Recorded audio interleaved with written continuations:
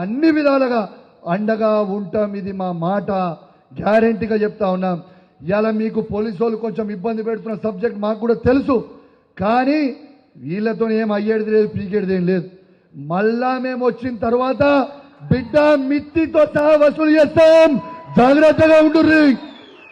జిల్లాలో ఉన్న పోలీసు వాళ్ళకు కూడా చెప్తున్నాం, మీరు చేస్తున్న ఇష్టం ఉన్నట్టు మీరు కేసులు పెట్టి ఇబ్బంది పెడతా ఉన్నారు, తస్మా జాగ్రత్తగా ఉండుర్రా బిడ్డ.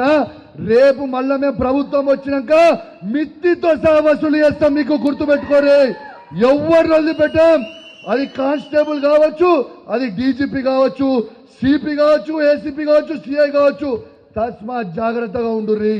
మీరు భయపట్టిస్తే ఎవడు భయపడేటోడు లేడు. మేము అన్యాయం చేసేటోళ్ళం మౌరం కాదు.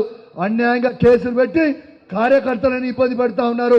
బిడ్డ మళ్ళా మీరు కూడా జైలు పోయే రోజు వస్తుంది, రాసి పెట్టుకోరు. ఇది జాగ్రత్తగా ఉండురని చెప్పి సందర్భంగా పోలీసు వాళ్ళకు కూడా ఈ వేదిక ద్వారా